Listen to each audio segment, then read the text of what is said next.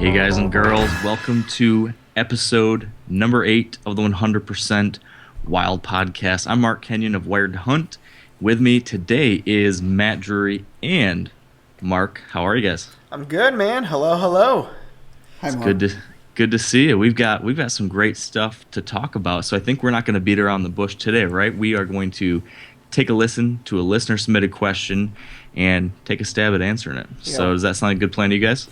I think it's a great plan. It's getting close to deer season. Everybody's getting fired up, and it's time to get all those food plots in and get ready and make sure we got a good plan going into fall. That's right. Nobody's got time for all the fluff. We got to get right into the action here. So, absolutely. So true. Well, Matt, if that's the case, then maybe we should just go to that question of the day. Absolutely. The question of the day is brought to you by Analogics Outdoors. Protect your herd with the power of science.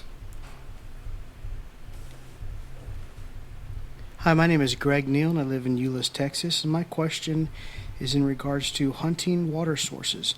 I have 85 acres here in Texas, and I have 2 big tanks, or ponds, and wondering if I hunt on them, if that will spook the deer and hogs and other wildlife away from ever coming back to that water source again. Because that's what I've heard from friends, and I also have other friends who hunt them fine, and the deer and hogs seem to come back every year. So just curious as to what your thoughts on that are. I appreciate it. Thanks. Bye. Well, it's a good question. And without seeing a map of where his water holes are, it's hard to answer that. I would tell you this, Greg, that if you hunt it enough and you hunt it on the wrong winds, you're going to affect what's coming to that water hole. It's no different than hunting a feeder or hunting a food plot or whatever. When even just simple intrusion in the summer to check cameras and so on and so forth, you're affecting the deer herd in that area. And deer very seldom let you know that they know you're there. That's one of the trickiest parts about deer hunting, because they can smell you 24 hours later, just your track in and your track out, and you may affect them the rest of their life, where they may still use the water hole, but it may be at night. So I would say this: I would find out or try to study it with a camera as to which way those animals were approaching that water source, and then I would only hunt it when the wind is correct. In other words, I wouldn't want my wind blowing over the water or blowing where they're coming from. If that water is centrally located where there's cover all the way around it and they're coming from a lot of different directions, then that's a tough situation. You're going to affect the deer there. I would probably back off of it and try and hunt those access trails going in and out and try and kill something going to that water, as opposed to sitting the water and trying to kill them. That's kind of what I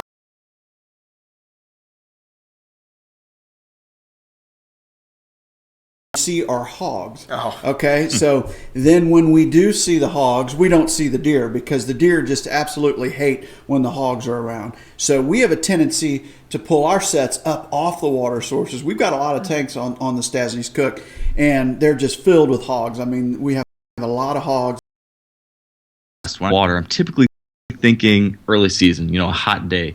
But is that the only time that you'd be hunting a water source in other states other than down south, or is that when you focus? I think, we do 13 and we talk about hunting water source in a couple of those phases where it's really, really good. In answer to your question, Mark, it's any day of the year. And that's the truth. I mean, just like they can't live without water, they can go without food for quite a while, and they can find food everywhere. There's browse literally everywhere.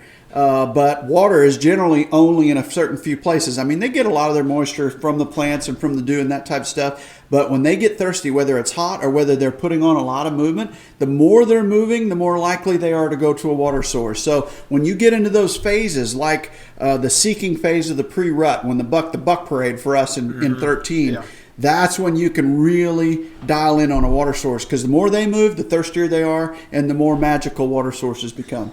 After the rut's over, do they go? Absolutely. Is that a focus again once they're kind of depleted rather, and they're wanting to kind of replenish all those nutrients? Is that a good focus to?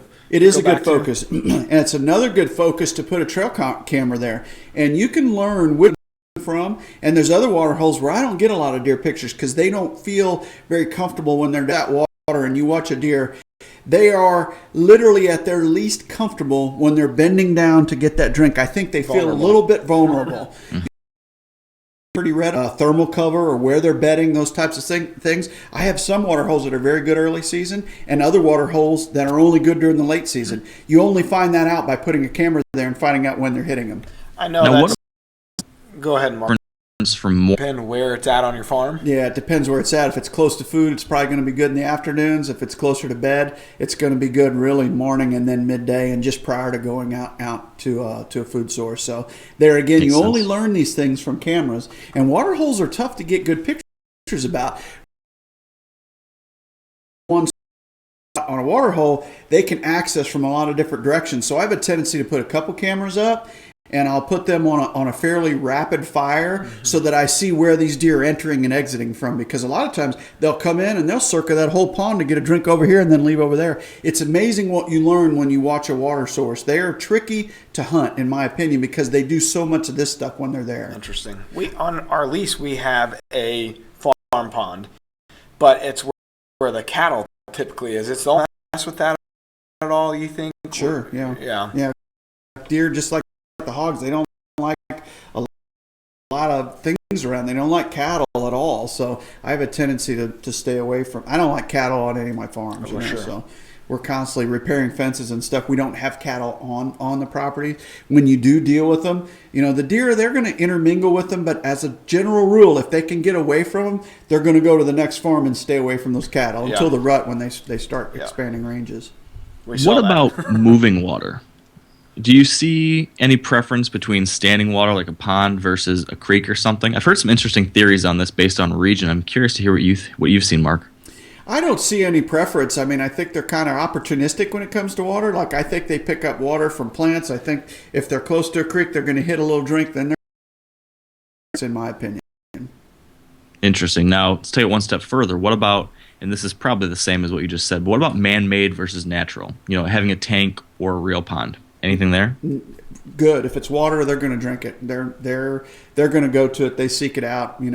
We did some tests through Matt and Flambeau with these little man-made water holes. We would actually put them in a natural drainage, and they would fill naturally. And we had a lot of good luck with them. We didn't end up bringing the product to market, but the deer came to them readily. Not only the deer, the mice, the squirrels, the rabbits, the coons, everything was watering out of that little bitty gallon or 2 gallons of water. Just like when you put food source out. Just like when you put a food source out. Everything comes. You're benefiting all wildlife. That's why I say hunters are the best conservationists. Absolutely. Yeah. So are you doing that yourself in any way, Mark? Actually creating your own man-made water source on your properties in the Midwest? We are. I just had a pond put in. I've had 3 built within the last year, and we got a little rain. And look at this picture. I can show you this picture right here. It's a panoramic view. But we got a little rain, and this pond. Let's see, where can I get that? To get this camera. But it's a pond, and there's a little. It's hard. There you go. Yeah. There you go. The reason, you can see it actually better there, Matt.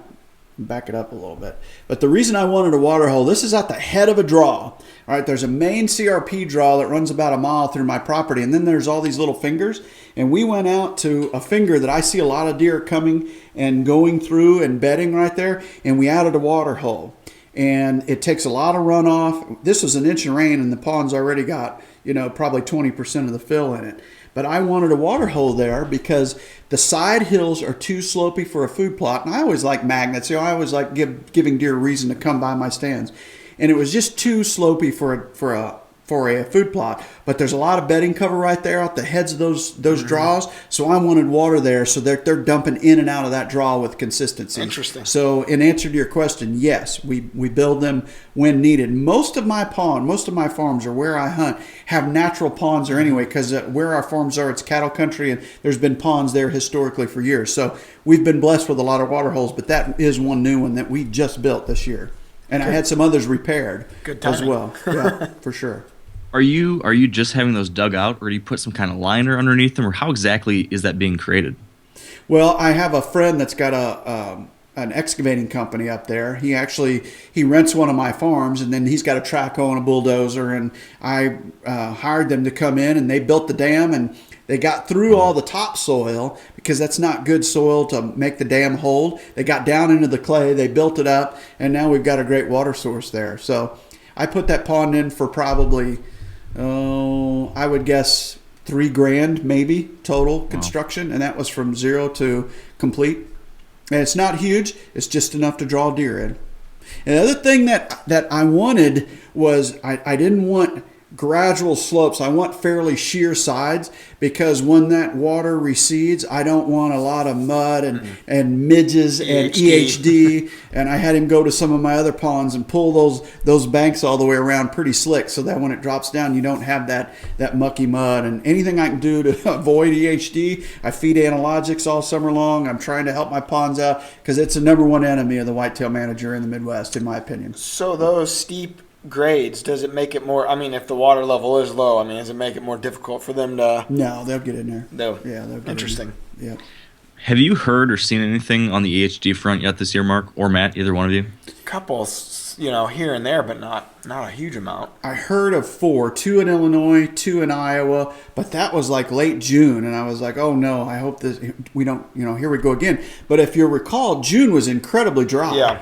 Like from May the 20th or so, we dried up and it got very, very dry, and then all of a sudden you got to July 1 and it started raining about 1.5 inches to 2 inches a week all throughout the Midwest. I'm sure there's some areas that are still dry, but what I have found, when the EHD hits, it's when you go through a period that's about 30 days with no rain. That's when I start seeing the EHD hit. This year, we've been blessed with incredibly good rainfall throughout the Midwest. How about up in your neck of the woods? Have you heard of any, Mark?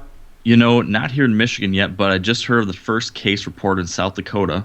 I think last week that was. So I don't know if that's going to be something that continues in some regions, because to your point, recently we've been getting some rain, at least here in Michigan, and it sounds like by you too. But there are a few spots. I was just looking at the drought monitor a week and a half or 2 weeks ago, and there are a few spots in the country that are getting hit pretty hard. So hopefully that's not the case. Hopefully we avoid it this year. I'm glad to hear it's looking good by you guys.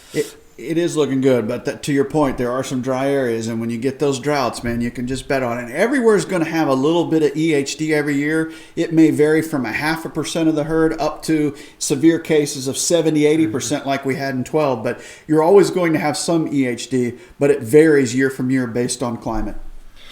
To circle back real quick, let me ask you one more question. So if we've had great rainfall from July on, how does that affect water source hunting? I mean, because it's more readily available and little puddles and this and that. Do they hit a concentrated source as much in those instances? Well, it goes back to what we were talking about there in the front part of our podcast. There are certain areas they're going to hit early season, like that particular pond that I put in. It's out there in bedding cover, and that is ideal for the rut because so many bucks hit that particular. I've seen them from distances on the farm. They go into all those little fingers and they're checking for does bedded in there, right? Well, when they dump in, they're going to water right there. So it really depends on where it's at. But the more water we have, the better it is for the herd from the health and the lack of EHD. So that's a good thing. But it also makes hunting them a little bit more difficult because when they've got little puddles in their way, they're going to drink there as opposed to walking over to a pond and drinking from it. Makes sense. As those little puddles dry up, that's when the ponds start to get a little bit more usage. Makes a lot of sense. Well, anything else we haven't covered on that topic, Mark? No, I think we covered it pretty well. Back to Greg's question, though, you just got to be careful about overhunting them, Terry and I had a pond in Illinois that was so good during the early season, and it was so tempting and it worked for a south wind, which is important, because that's generally your warmer temperatures. We were just hunting the living tar out of it, and the more we hunted it, the less we saw the deer, but it was so tempting because every time we went there, man, it was bucks, and they were running around like it was a rodeo rink or something. So just be very careful, Greg, as you're hunting that water, that you're not over hunting it, and you'll learn that by putting cameras up. And if you start to see diminished use, you probably did it to yourself. I know what I'm doing. I'm getting my camera and putting it on my pond there. Best thing you can do. Yeah, figure out which way they're coming and going, and then hunt them coming and going as opposed to out the water, because they're so keyed up anyway, and it's hard to get that correct shot also because they're constantly in a circle, and then they got their head down. It's not an ideal body posture when they're drinking. We actually had a set over this pond because it's right at the base of our bedding area. I mean, it's in the perfect spot, but the farmer switched his cattle over to graze over there, and it just killed it. I mean, it absolutely killed it. And that's another good point, Matt. Often you find these ponds down in low areas, so often wind switching and thermals and that type of stuff deals you a fit. So that's why I say I'd rather hunt them going and coming as opposed to sitting there at the water source and hunt them there. Yeah. Yeah. Interesting stuff. And to the point you mentioned cattle, we've actually had a listener submit a question asking about how to deal with cattle. Maybe that's one for a future week, because I think there's a lot of people that deal with that, and to your point, there's a lot of things you need to think about when they're in there, and it definitely does influence deer movement. So yes. It's easy answer. Eat more burgers. I can tell you this much. It killed my late season last year because they kept getting out. Oh, they're done, they kept man. getting out, and they ate all the standing food source that we paid the farmer to leave. They ate all of it. Oh. They trampled all of our biologic. I mean, it was unbelievable. It just killed the late season. There's no greater competition for a deer than cattle because they eat everything at 100 times the rate of what a deer would. All the browse, everything that deer want to eat, cattle are eating the same thing. So you're running out of food when you got cattle on your ground. I got a lot of trail cam pictures of cattle. Yeah. well, It's a bummer. I think I'm gonna stop by McDonald's on the way home after this and do my part. Get a double cheeseburger. For sure. All right. Well, I think that's probably a good spot for us to wrap it up. So, our quick reminder, make sure you're sending in your questions at wiredtohunt.com/100% wild. We'd love to hear from you and tackle one of your specific issues on a future episode. And, of course, you can check out future episodes on iTunes, Stitcher, all the different places you pick up your podcast, or watch the video version over with the Drury's YouTube channel there. I think that's just about it on my front, Matt. Yeah, on that note, you can catch what we're doing on pretty many fronts this time of year. So check us out at DruryOutdoors.com. From there, you could get Facebook, YouTube, Twitter, Instagram. Instagram and Twitter, it's at Drury Outdoors. On Facebook, it's /official Drury Outdoors. And on YouTube, it's /Drury Outdoors. So you can see us. We're going to be doing more live stuff, more times of the year, starting in the fall here from tree stands. We're going to be doing a pretty cool piece with Reconics where we're giving you kind of the most recent information. We're going to be doing a lot of neat stuff. So stay up to date with us and be sure to tune in. Very cool. All right, thanks, guys, for joining us, and we'll catch you next time. Peace.